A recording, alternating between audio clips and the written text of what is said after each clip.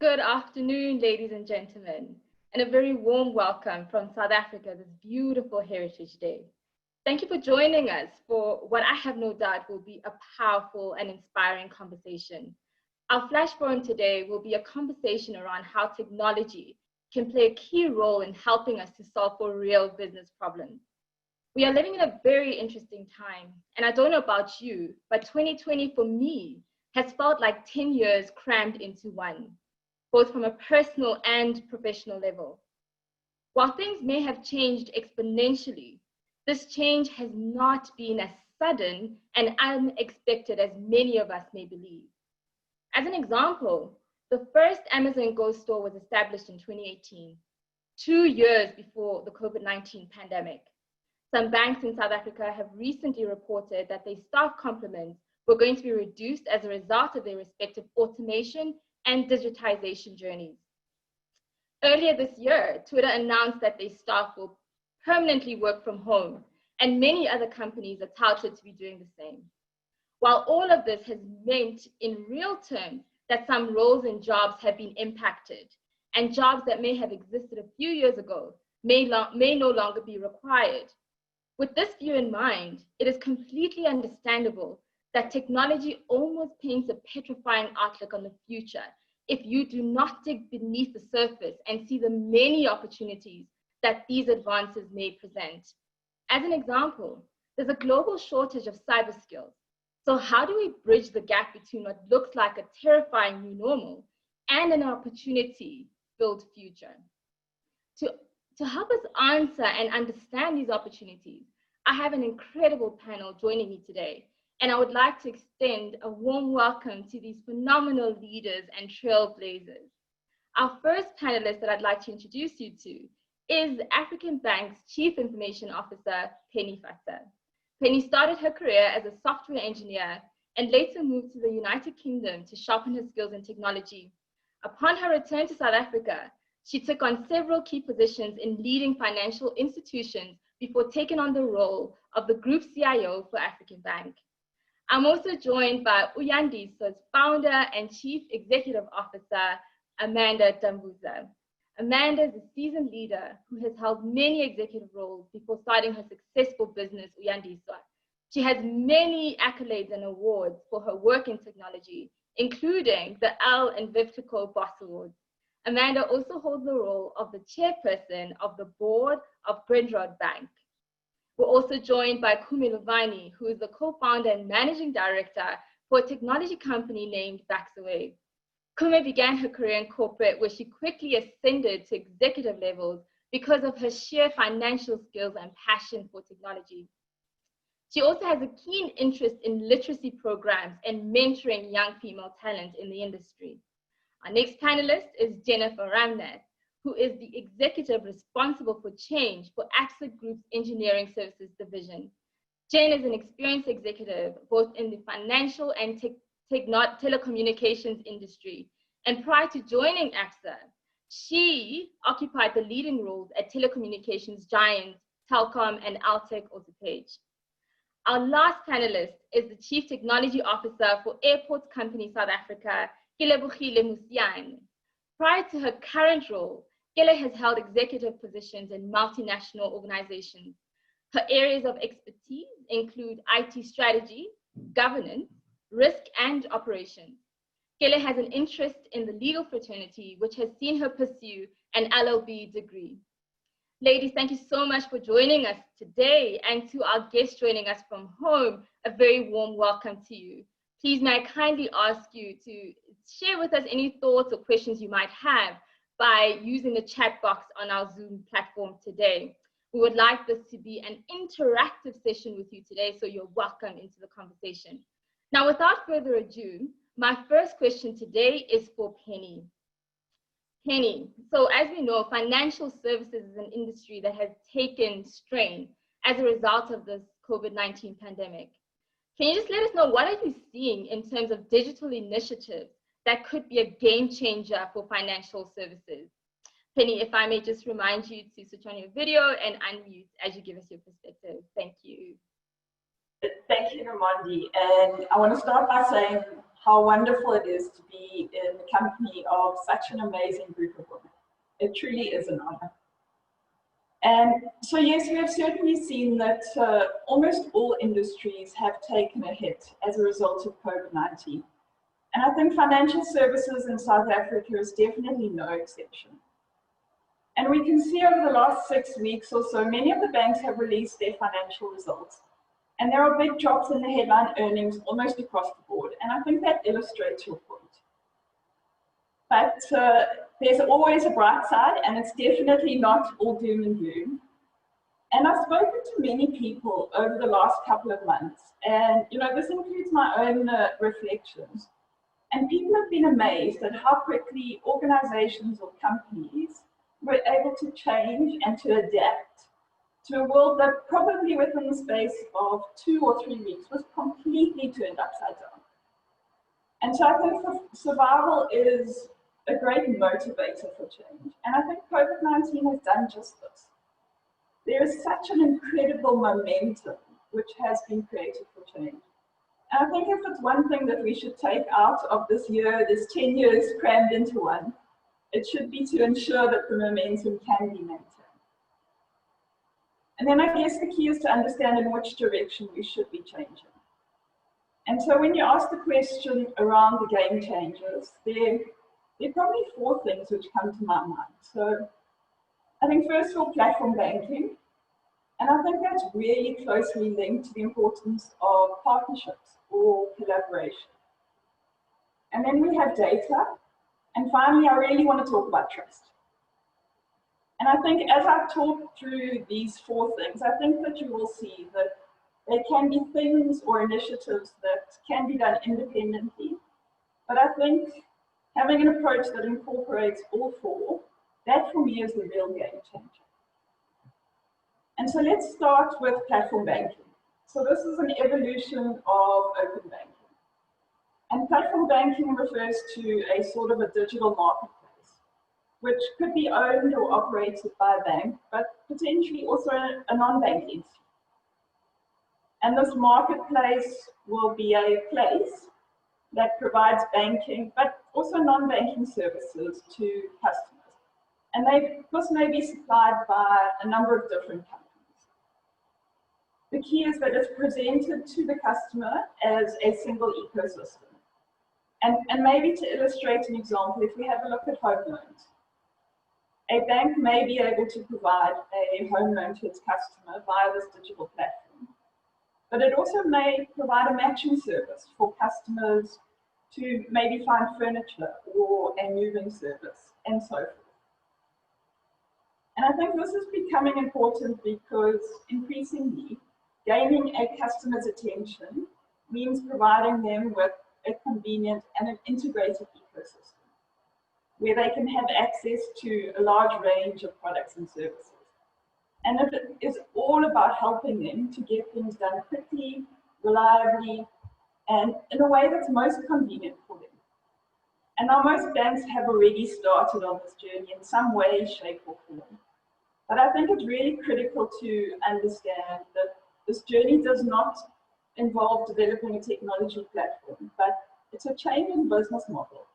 And it's for this reason that I think this is going to be a difficult journey for banks. But I think there's huge first mover advantage for those that can get it right early in the game. Now, the second thing that I mentioned, it was around collaboration and companies embracing partnerships. And you can see that this is closely related to the previous point of platform banking. Traditionally, organizations and banks in particular, they've tended towards owning the full value chain. So starting with the customer to the development and delivery of all products and services to the customer, and also the customer-facing channels. But I think customers are, again, they're driving a change. And companies are realizing that the pace at which customers are demanding change, and I think the speed at which the non-traditional market participants can deliver this change, it's a huge area of vulnerability for them. And this has forced companies to relook at this very, very traditional paradigm. And so rather than attempting to go it alone, companies are reaching out to partners. to extend their offering. And I think when they pair up with the right partner, what a company will get is greater agility and hopefully a seamless integration of the new products with their existing products or services. There is a trade-off, and I think that's companies will surrender a portion of that value chain that they've been hanging on to. And then the third item that I mentioned was data. So we've covered platform banking partnerships. And now I think the next trick is to understand which are the right products and services for customers, and what is it that the customer actually wants or needs. And this is where data really starts to feature. And initially, it's in terms of understanding as a collective what customers want. And then as the digital maturity improves, venturing into the world of hyper-personalization. And so today, there's a huge amount of data which customers can give us access to, such as lifestyle data, so our Garmin or our Strava data. Product or app ownership. Companies may, as an example, decide that if you have a certain set of applications installed, then you have a different banking requirement to the next person. So then we've got purchase data, there's geolocation data, social media data, etc. And so banks can also, they can deliver improved results or propositions through having a look at how they combine traditional and non-traditional data.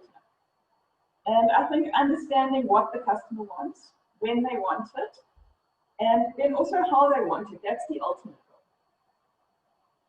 goal. And then finally, there's one last point I want to make, and this is one that I feel particularly strongly about, and that's trust. So we spend a lot of time talking about digitization and how technology is going to change the way we do business. And I think these are important and powerful conversations. But there's another conversation to be had, and it doesn't matter whether it's financial services or any other industry. Customers around the world are demanding trust, and they're right to do so. And some companies are approaching trust not as a compliance or a public relations issue, but as something that's a business critical goal, and one that can potentially differentiate them in a very competitive market.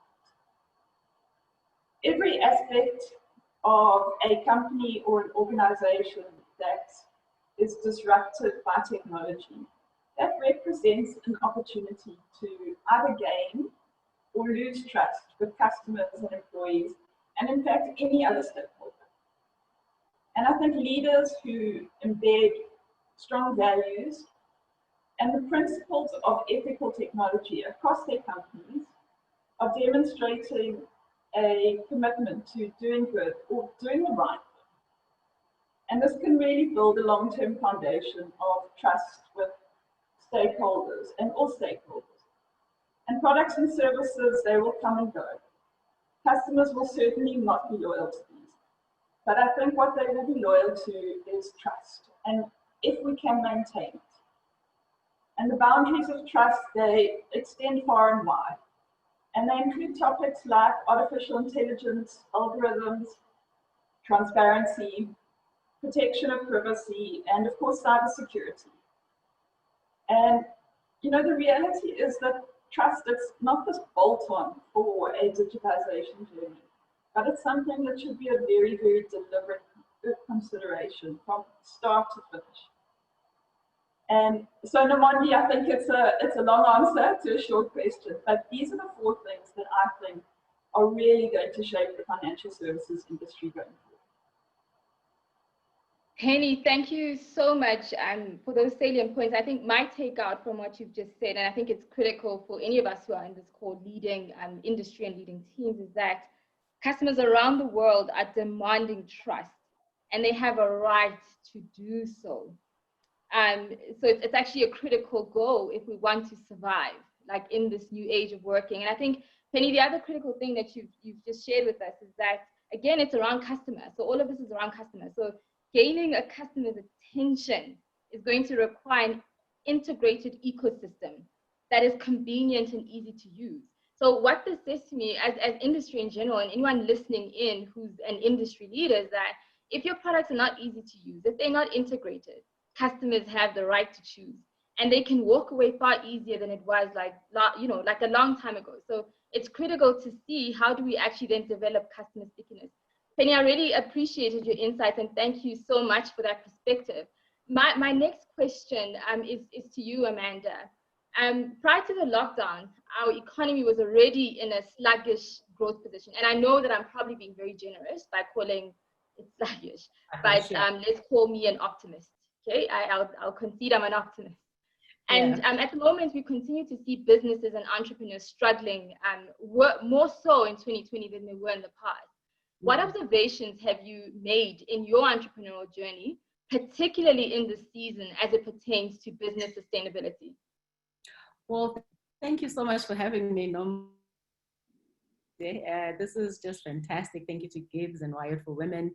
And of course, my fellow panelists, hello girls. I really think that I mean, listen, it's been a bloodbath. That we're not going to mince our words about.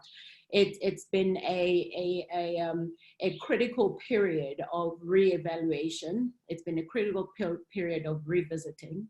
I mean, forecasts predict that this would be the worst recession since World War II, with many economies, experiencing the largest declines in per capita output since 1870. And those are big words, but what it means for the person on the man on the street is that your business, unfortunately, if it is not built on solid foundation of when I say a perfect niche, where you have picked just that perfect niche that it would help you withstand the shock, because that's what COVID-19 has done. It has impacted businesses, big, small, medium, through this severe shock. And it's one thing to plan for the known and the known unknown. It's one thing to plan for those risks. It's another to try and survive in a world where you never predicted something like this would happen. So I definitely think we are living in unprecedented times, and they have introduced even more uncertainty and fluidity in our businesses. So the constant conversation and the observations that us entrepreneurs are constantly talking about now is resilience. Is what does resilience mean? And in this context, it's really the ability and the capacity to absorb stress. It's being able to withstand the shocks and recover critical functionality or recover your business and thrive in what is currently changed and really traumatic circumstances, if I may put it that way. So many businesses have not survived, will not survive, will continue to not survive. But there are those that are going to rise up, that are going to stand up. And I think this has been the most encouraging thing about some of the conversations that I've been having with a lot of entrepreneurs. So the enduring forces that are stretching and stressing businesses, you call it your accelerated technological revolutions, your just the fact that people are so interconnected globally, and broader issues such as rising inequality and climate change and etc. These are they are here to stay. So the question is, how resilient are the businesses that we are building? How resilient are the business models that we have come up with? And can we evolve those models to operate in a very changed world, in a very traumatic world? And I really think that there is no better stress to businesses than this COVID-19. And again, as I said, we'll see many more businesses not survive. But there's great opportunity in this mess, and Penny has said it. It's not all gloomy. There is incredible opportunity in this. It's finding those, I always say, people always say, oh no, if I have technology, then my problems are solved. No. Technology doesn't solve your problems. Technology enables your business. Technology is a great enabler. So you know, businesses that have managed to start or are managing to start to come out of the trauma are those that have found, you know, opportunities to change their business model. So, for example, of course, you can look at digital platforms and new technologies. I mean, we've all seen, I think it's incredibly annoying for me to try and shop and I can't, you have a store and I can't shop online. For me, that's a sure way to lose me as a client, because honestly, I really don't want to go to, to the shops anymore.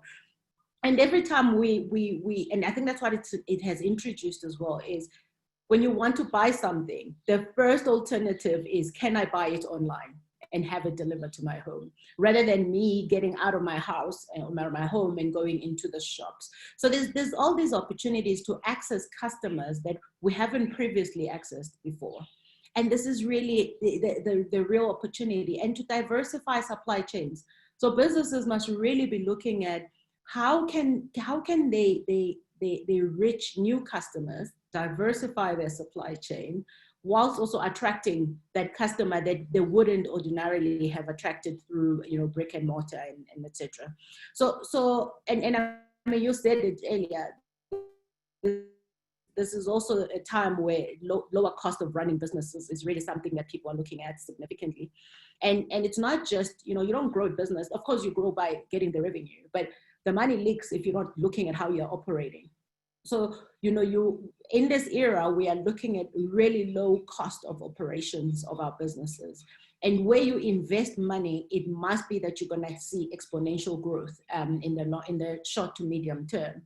And you know, as you said, you know, 50% of staff are now working from home. So this is the one time entrepreneurs are starting to question why they need an office. Now they're starting to say, you know, if I can save at least 70,000 rands or 100,000 rands from rent, that means I can keep a number of jobs. That means I can continue to operate. So there's this revisit of, and I mean, I know most of the banks, almost 50% of their workforce are starting. And it's not just financial services, across industries, and we are helping quite a lot of our clients with that. And it's the one time, you know, no entrepreneur should be ashamed to say, my home address is my business address. Whereas pre-COVID, that was frowned upon. There was like, you're not a professional business if you don't have an office address. So I think that has also introduced, you know, the ability to reduce operational costs. And I mean, just as I maybe wrap up this point, I think, you know, we can sit as entrepreneurs and cry about what is lost and what's gone, but the truth of the matter is that's not going to get us anywhere. We have got to keep pushing to find that opportunity where we can continue to create jobs. But, you know, let's look at spin-off products. It's some spin-offs, you know, from your existing businesses or your existing products. And I found that when picking that niche, picking the right niche and building on that has been our saving grace personally in my businesses. So, you know, when COVID hit, I didn't take away people's leave. They worked from home. They were not disadvantaged. They were paid every month. Their salaries were paid. So thank God to my clients. Thank you. So, you know, that there's been that, you know, you identified the right niche, you have worked on those relationships with those clients over a long period of time. So you have kept your promises, you have owned up to your mistakes. So, and you've cultivated that over a period of time. And this is what really sees other businesses thriving, whereas others aren't. And of course, the industry you've chosen is also a key determining factor. So I say, you know, just don't lose sight of the operational efficiencies whilst you're really trying to come up for some air.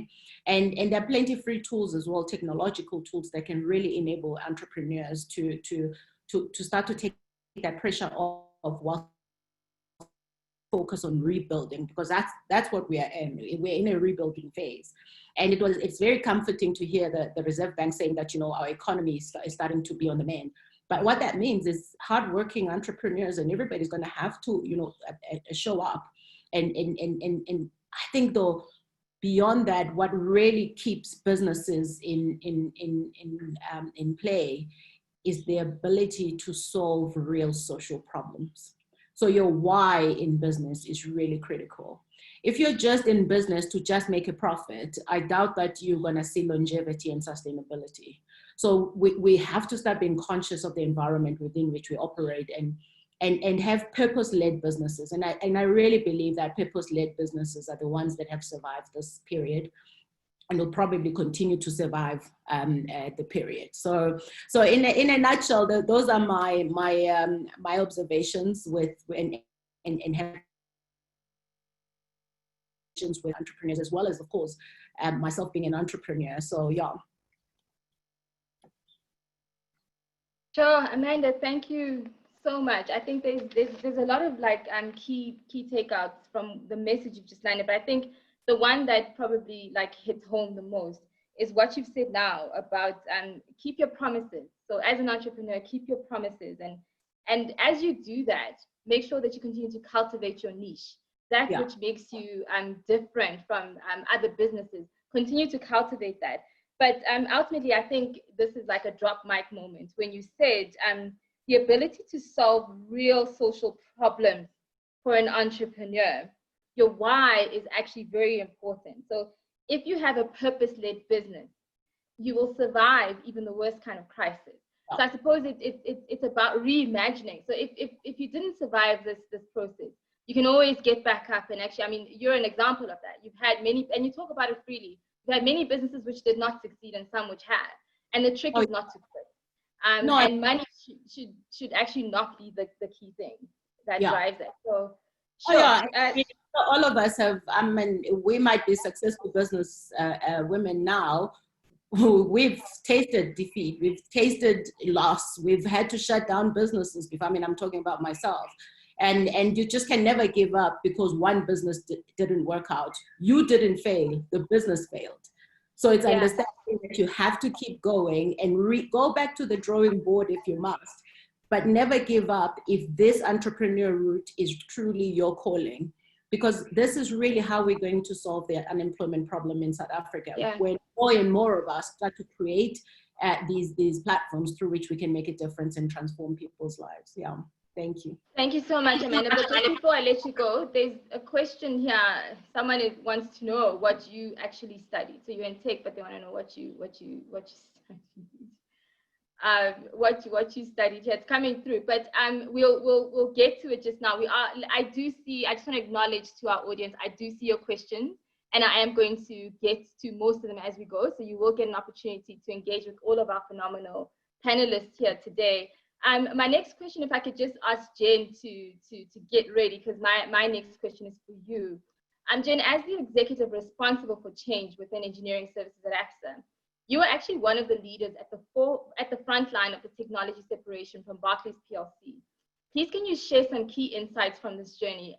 As we know, a lot of industries struggle with large-scale programs of this nature. With this in mind, what advice would you give to organizations embarking on projects of a similar size and scale? Thanks, Amanda. Good afternoon, everyone, and happy Heritage Day. I'm absolutely loving all the beautiful faces I'm seeing on the screen today. Thank you for this opportunity, and I'm so thrilled to share my experiences with you on the incredible separation program I had the privilege of leading specifically for technology. But before I share key learnings, I think it's important for me to first give you some context around why is this such a big thing? You know, it was large in terms of its size, it was highly complex, and it's important to understand what it was all about, to understand why the learnings are so relevant. Let's start with the scope.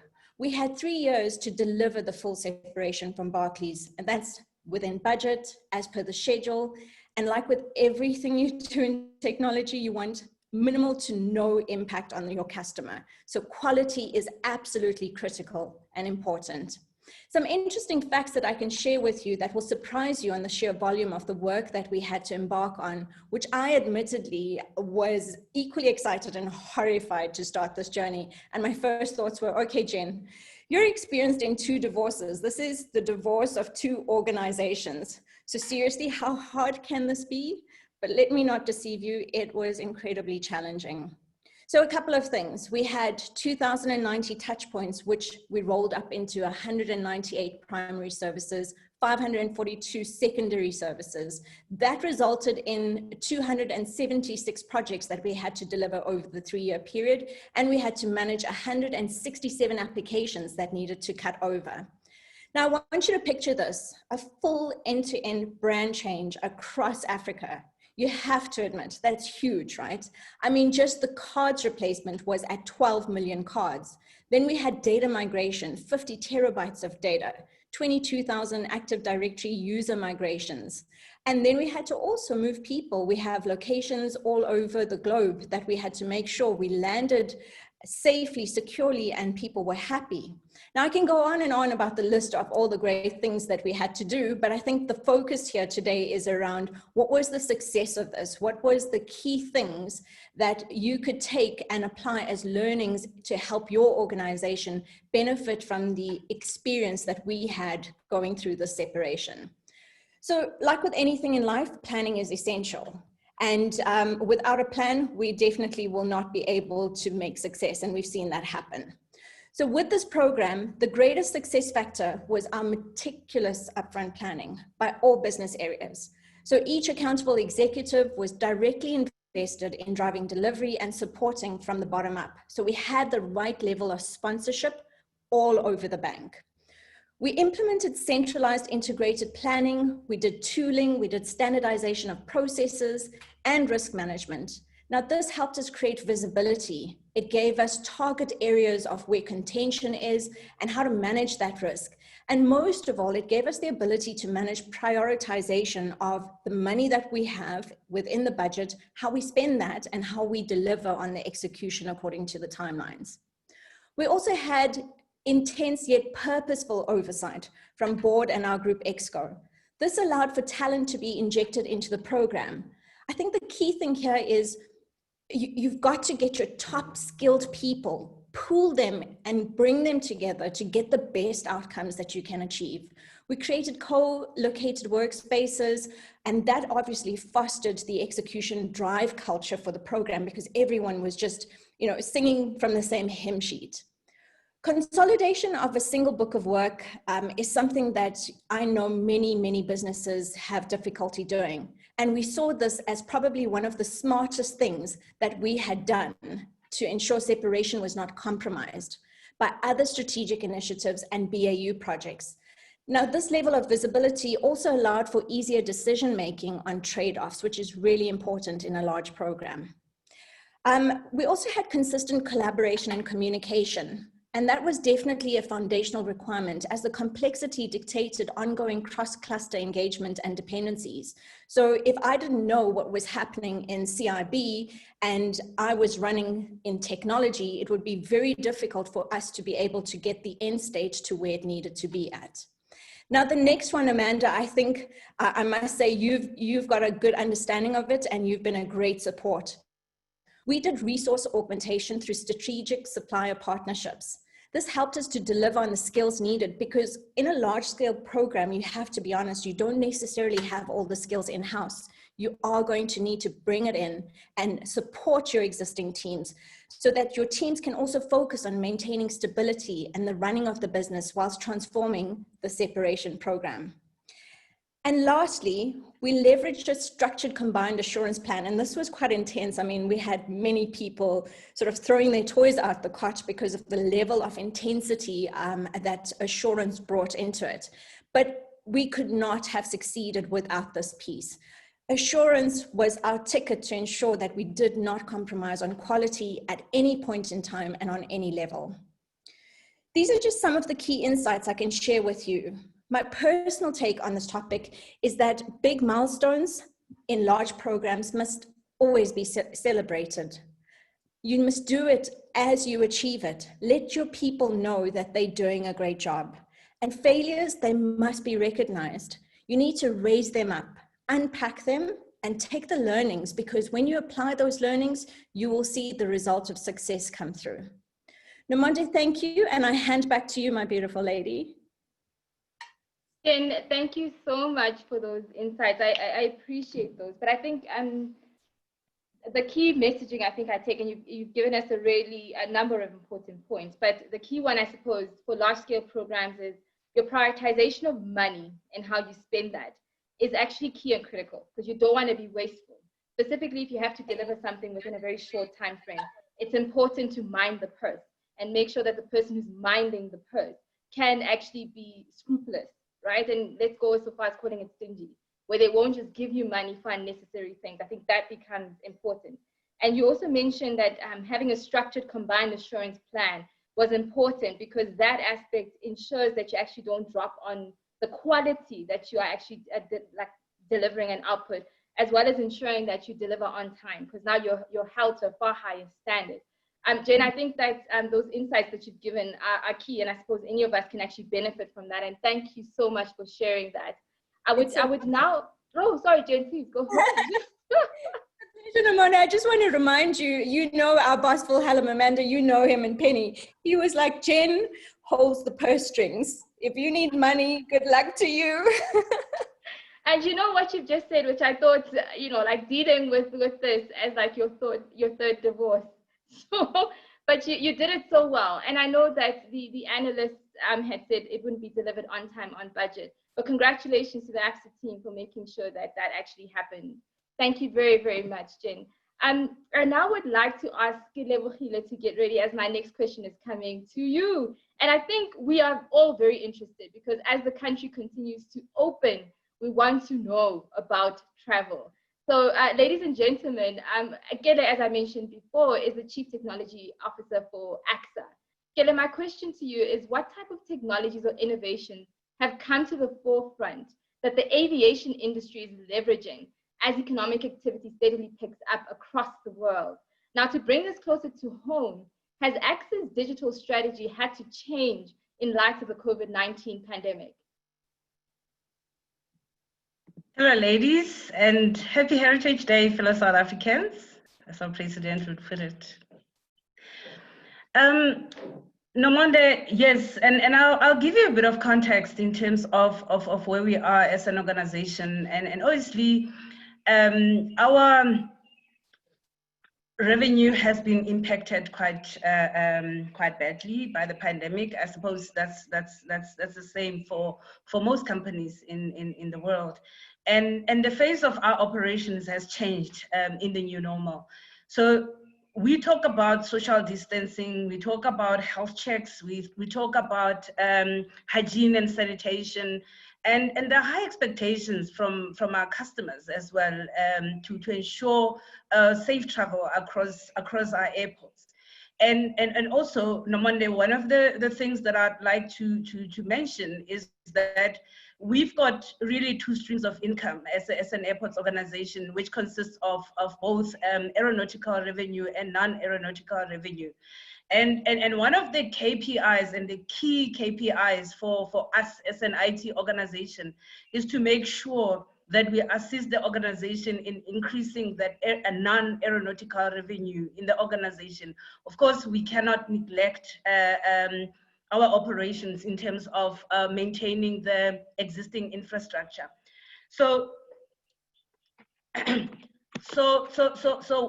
yes, Nomonde, coming back to your questions, we had to rethink our technology platforms in the new normal. Now, before COVID, one of the programs that we had was the passenger self-service program. Even that program in particular, and I'll touch on the key points as I move forward, we had to also rethink that in line with all the other technology platforms in our organization. And that really meant looking at touchless technology, because as indicated earlier, I talked about safety and all sorts of things, hygiene and so forth. So as an IT organization, we're looking at touchless technology, which is gonna play a key role going forward. Things like facial recognition technologies, we're looking at that. We're looking at borderless security. We're looking at mobile applications as well, because I mean, a lot of you travel across our airports, and you know, some of these functionalities are not there yet. And those are some of the things that we're thinking about. From a revenue perspective, we're looking at a couple of things like retail transaction management systems. So we have retailers operating at our airports. You've got your Woolworths, you've got call it coffee shops in our airports that are there, but we really aren't 100% sure in terms of the revenue that we're collecting from them in line with the contracts, for instance, that we have, because we don't have systems that plug onto their platforms that enable us to understand the kind of income that they have, etc. We're looking at having our own point of sale systems. We have also retailers who don't have anything at all. So if you look at our bag wrappers at the airports, it's cash transactions. And also those are the guys that we want to enable with our own point of sale systems to make sure that we can also claim our revenue. Also from an IT perspective, we need to start looking at commercializing our own assets. And we've got a lot of stakeholders operating at our assets. Things like selling radio frequency to our stakeholders, data center rentals and so forth. Those are the things that we're really looking at from the IT perspective. And of course, it comes with its own challenges. The budgets that we used to have before before COVID in the new normal are no longer there. And we have to obviously align ourselves with align our budgets with what we want to do and making sure that we are able to commercialize more. Because if you think about it, the more we commercialize, the more as an IT organization we will have our own income to fund other initiatives that we want to do in the airports. Thank you, Nomonde. Kele, thank you. Hi, sorry about that. Kele, thank you so much for those insights. And I think what you're sharing is actually pertinent, not just necessarily for AXA, but I think it's all businesses. The budgets that we used to have, because of having to now make sure that we preserve capital because of what COVID has done, you actually have to use less, but actually make sure that that money goes a long way. But thank you so much for that key insight. And I think that advice actually applies for all of us. And it's not necessarily just unique to AXA, but really great to know that we can now travel safely, that AXA and the aviation industry are taking the right measures to make sure that their customers are able to navigate the world over. Really appreciate your insights, Kele. I would now like to switch over to Kume. So Kume, I'd like to bring you into our conversation now. So organizations are adopting cloud technology at a considerable pace, with many opting for cloud solutions from AWS or Microsoft Azure. What do you think organizations will look like in future as companies continue to shrink their physical footprint as it pertains to buildings and physical servers and data centers?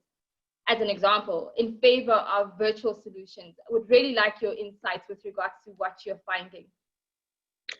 Cool, thank you Nomonde, GIBS and Wired for Women, Mandisa and Karen for the vision that you had for this forum. So Nomonde, thanks for the question. If I take a step back from the question that you asked and we look holistically at the cloud offering, it's quite a simple something to gather. However, it's quite complicated in how it's executed. And everything that happens with technology, at the end of the day, it's underpinned by three things, which is people, processes, and then the technology obviously support that. Technology can do anything and everything. However, it's always about, what is the journey that the typical organization or company is going through? Because no two companies are actually the same in how they'll execute on a cloud strategy or, on a strategy to reduce their physical footprint. And, cloud strategy, although it does reduce your data center footprint, if we look at, doing good for the environment, it doesn't do much in the sense that, if you connect it to the internet in one way or another, you are leaving a carbon footprint that is out there. So it almost needs to be beyond just, what are we doing to reduce our physical footprint, and more about what is the right thing for the organization, given where we are as a country and as a world.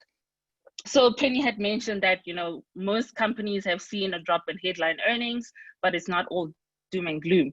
And the same thought follows with cloud technology. We know what the cloud can do in terms of being, high availability, flexible and scalable, and also providing a lot of cost transparency. However, it doesn't solve all the organizational issues that some companies might have today in their technology landscapes.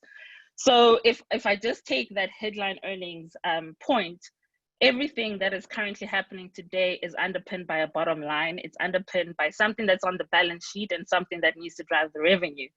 And which is why I say every company, every enterprise will have its own, different and unique case-by-case cloud strategy. And, organizations and companies truly need to look at their own balance sheets and things like that on a very subjective basis. We know what the power of the cloud brings. However, it's more about, it's not just about the technology, but it's more about what are the processes that are underpinning that? What is the talent and skills transformation that the organization is going through? Because technology can do everything, like I said earlier. However, the skills and the talent and how it pivots from an on-premise typical world to the cloud is really what brings the power and the success of the cloud. Because if the cloud is not done in the right way, it may not necessarily give you the right bang for buck, so to speak, especially in such a high pressured cost environment. So of course, we've seen most of the leading organizations are going with hyperscalers. They're going with your AWS, your Microsoft type of companies, and they're really migrating into the public cloud. But what we've seen as a business is there's actually varying maturity levels across the industry. And all this is actually not just about what the workloads that they are bringing. However, what is the culture of those organizations, and what does that mean for all the strategies that are being put? I think Penny mentioned about platform banking, and then Gele said, how do we commercialize our assets?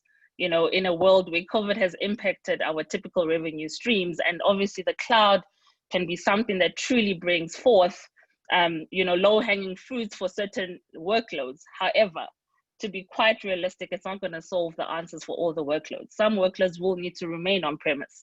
And if you look at the hyperscalers and how they manage their data centers, because the cloud is basically a rented space in someone else's data center, if I can put it that way. But they are so very good at managing the forecasting. And then they basically manage every data center as a profit and loss center.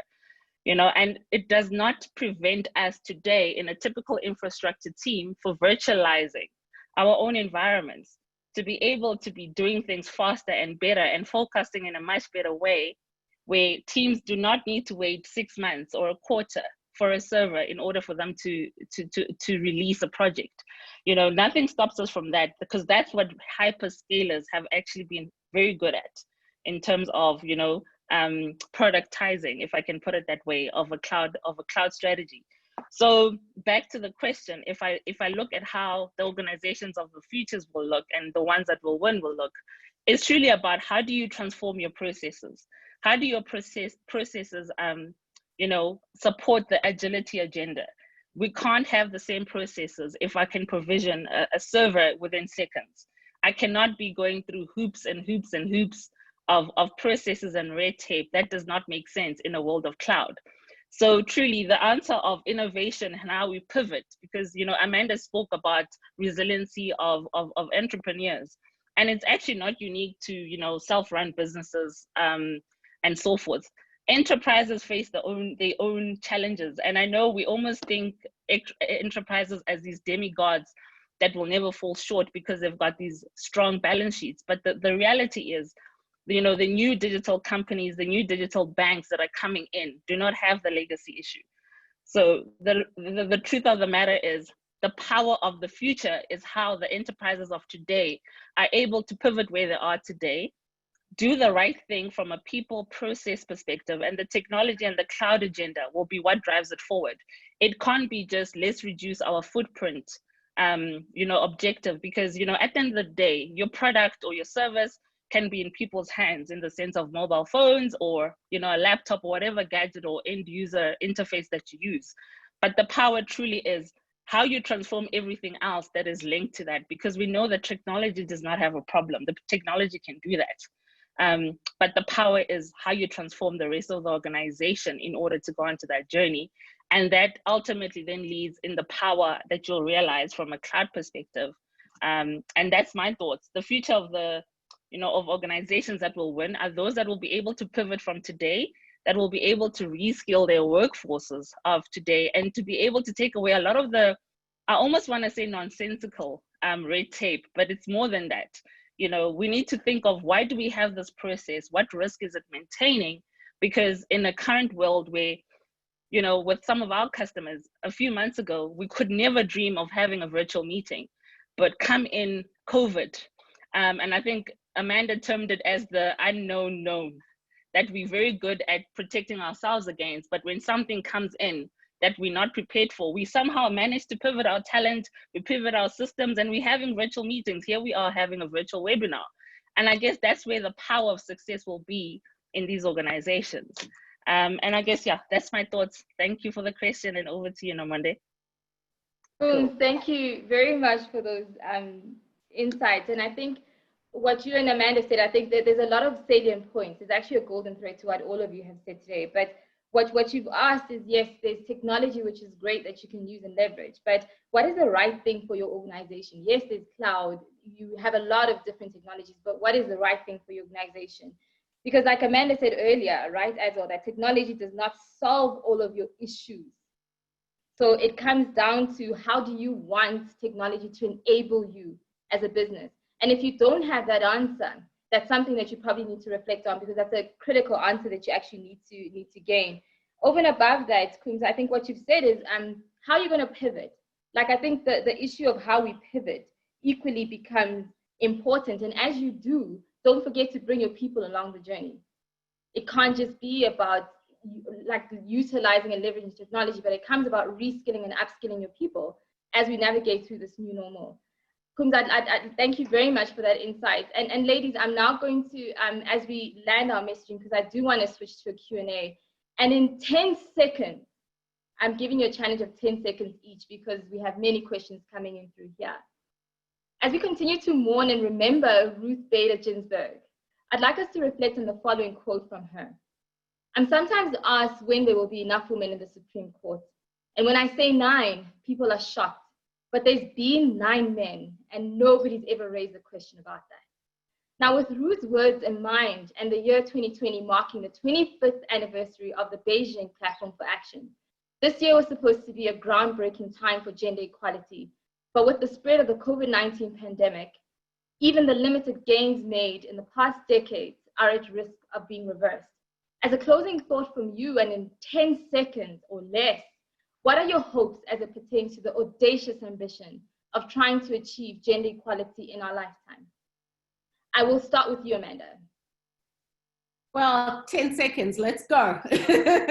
I really think that, listen, ultimately, when everything is said and done, we should be starting to raise children that will stand up in society and use their voices and know that they're worthy and know that they deserve to be heard and they deserve their ambition and they deserve opportunities. And if we are already at the table, we must open those tables, we must open those chairs, create opportunities for the girl children. Now, I mean, look at this panel. It's women in technology, powerhouses in their own right. We still have many more that are coming up behind us. And it's up to us to change that narrative. Thank you, Amanda. We must have done this. We're gonna fall short. So let's keep going. Thank you so much, Amanda. Penny, your 10 seconds starts now. And I think the goal for the gender equality is gender equality. But I think if I have to distill it down to each individual is know your own potential. Don't listen to other people's voices, and choose who you trust and who's going to help you to realize your dream. But I think it's important people know they've got potential and they've got to realize it. Thank you, Penny. Kele, over to you, your 10 seconds. Look, Nomonde, I think gender equality is a fundamental human right. I think you've mentioned before that I've got interest in the legal fraternity, and this is one of the things that I'm very passionate about. But, I think one thing is women must just know they are enough, and make sure that they don't go to their graves with music in their hearts. Basically, just play your music, whether you know, the world is listening or not, one day I'm sure somebody will hear your voice. Thank you, Nomonde. Thank you, Kele. Kume, over to you. Cool. So my view is that, you know, each and every woman has got a certain power that they have within them. And if we think of the women of 1956 and, you know, the march that they did that caused the change, and the lovely public holiday that we enjoy in August, we need to accept as women that we are powerful, and not to downplay it. And empowering the next woman or the next talent that you see is not going to take anything away from it. We complain about boys club, but you know, what stops us from forming our own girls club or women club, whatever you want to call it? And I think that is truly what's going to bring the change. If we see the power within ourselves, and rather than trying to look for help from outside, you know, each one of us can do a difference already in our respective roles and organizations that we play. And the question that we truly should be asking ourselves is, what is it that I'm doing to progress another woman's career or another woman's goals? And the power needs to lie within us rather than looking outward. Thank you. Thanks, Coombs. Jen, your 10 seconds are up. Jen, can you hear me? I think we might be having some tech issues. Just your thoughts. Can you hear me? Yeah. Can you hear me, Namonde? Yes, okay, yes. Sorry. I did have a tech issue. My Mac just died, so I had to connect on my iPad and the camera's to the other side. But anyway, my 10 seconds is let's honor RPG. She was definitely known as notorious. Let's continue to fight the good fight. Let's make sure that we raise the children, like Amanda said, mothers and fathers. Let's make sure that as an organization, we do what we need to rally together to support and uplift women and children, especially young girls, so that we can mold them and shape them for the future. Jane, thank you so much for those insights. There's so many questions coming through now, and I fear we might just run 5 minutes over because I'd like to honor the questions that are coming through. So ladies, if I can just ask you to keep your cameras on, so I'll just shoot them as they come through here. So Amanda, the first one coming through from Tato was, thank you for this important conversation. Amanda mentioned the importance of an online shopping presence. How do we minimize costs for clients who need a physical presence for the touch and feel of products, but prefer to browse online? And I think you called it the click and mortar model. So Amanda, that question for you. So thanks for that. You know, I had the great privilege of going to Poland last year to do site visits for retail shopping centers. I sit on a board of a property company, a real estate company, where we had the site visit, and we literally went all across Poland. And Poland is one of those countries, you walk into a shopping mall, you literally weep from how much footfall they have, how many people, how much activity. And it is really admirable. And they've also started to deal with this, where clients, yes, are starting to shop online, but they actually want to still come into the store. So they've got a click and collect model. And what that means is they still have the stores in the shopping malls or retail centers until that trust has been built up. I mean, think about Superbalist as a model. I mean, most people buy from Superbalist and you've got great return policy and you never have to touch it. But when consumers start to understand the product, and I mean, it really depends on what you're selling, to be honest. Not everyone can manage in that model. But the click and collect model still gives you ample opportunity to upsell to those clients when they come into the store to fetch. So there's real opportunity in reading those case studies and understanding how it is that they do it. But you must understand your own market. You must understand your own product, your own offering, and who's buying what. What are your customers' buying patterns? Because that's very important. And I think post-COVID, buying patterns have definitely changed. So we're going to have to move with how do we continue to service our clients and capture a market that we haven't captured before. Thank you very much, Amanda. Penny, the next question is, I'm shooting it over to you. And the question from Emma is, how do we get our government or public sector organizations to quickly adopt technology for their processes? It seems difficult as most of the processes in this sector are dependent on a person being physically in the office to process something. So, and I think it's a very good question. I think it links to someone else had a very similar question with the other side. And I think organizations may be slow to change until there's the need to change. And we've seen that with COVID. Work from home was never really something that took off, and that's because the need wasn't there. So I think there has to be that catalyst that sits there. But I think there's also this flip side of this face-to-face interaction. And one of the other questions was around how do we maintain that humanity and that interpersonal connection when there is so much technology. And I think the key is to make sure that there's a balance, so that we don't take away the opportunities for people to have those face-to-face engagements, because many people prefer them. But sitting in the back end are efficient and effective technologies that allow the quality of the human engagement. And so whilst, maybe Kelly is more appropriately equipped to answer about the government sector, I really think, across the board, it's about making sure that catalyst is there. Thank you very much, Penny. So Kumi, I'm going to throw the next question to you.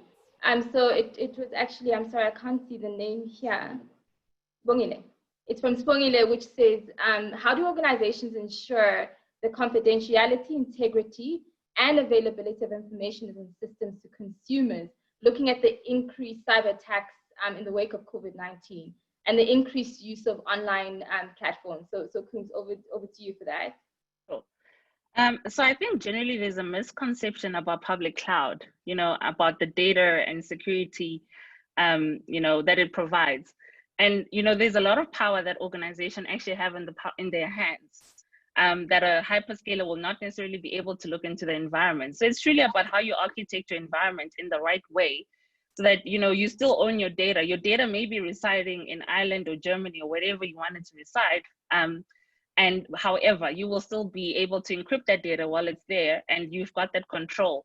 So I think, most people, when we speak about cloud, they clamp up because they think it's a security breach, it's a security risk. And also, if you pivot that view that I just gave you, and if you look at, things like an internal private cloud, that gives you the power of everything in your own data center virtually.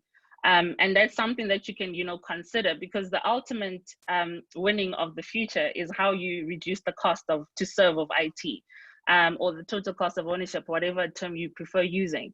And the more you learn about the cloud and the power that it has and the control that you actually have as an organization or as a business, you then come to know and understand that a lot of that is actually in your control, and really the data that you're sending or shipping offshore is truly not as sensitive or readable as we may think it is.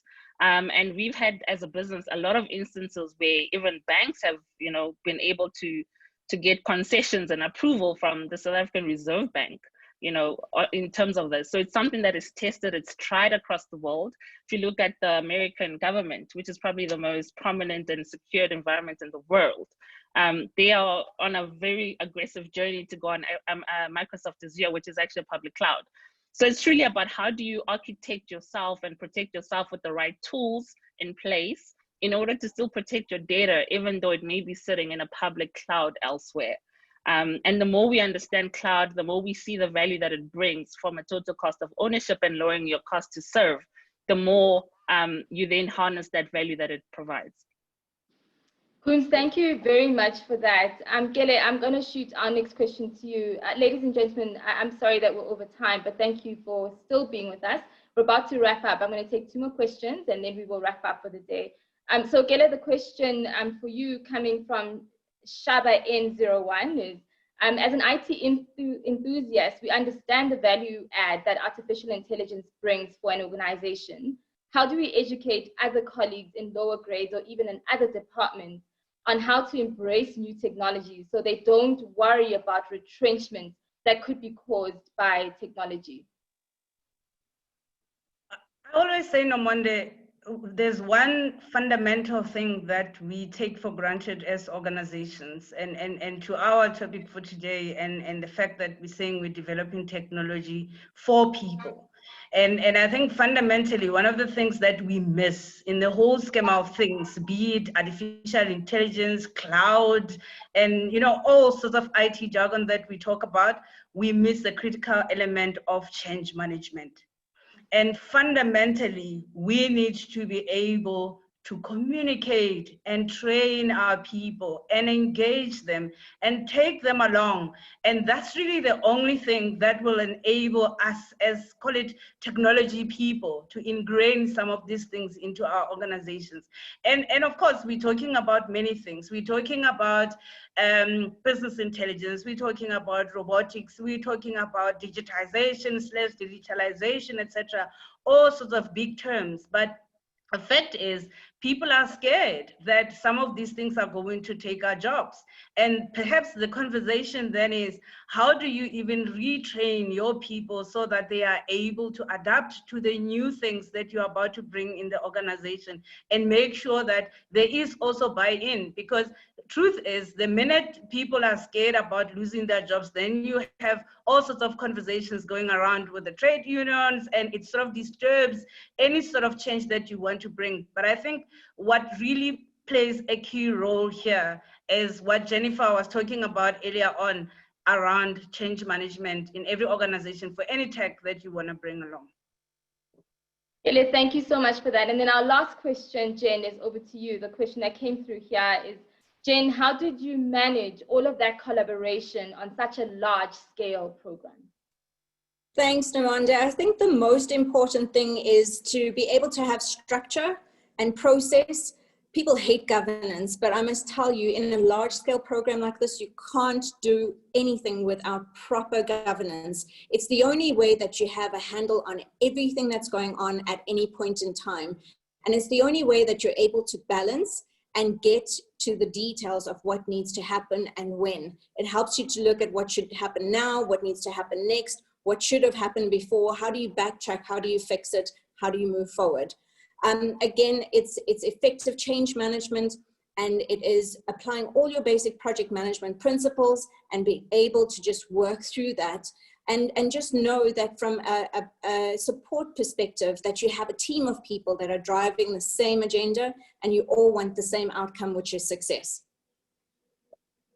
Jen, thank you so much for that. I know we're over time, but goodness, thank you to my esteemed and phenomenal panelists for your pearls of wisdom that you have shared today. I walk away from this with a renewed fire and so motivated that although we've had a rough year, the future is definitely positive. And even in the mess of it all, there's so many phenomenal opportunities that we will find from this. So ladies and gentlemen, I'm sure you could agree with me that to have such a phenomenal panelist of thought leaders and pathfinders has truly been a privilege. I'd like to thank you all so very much for your time.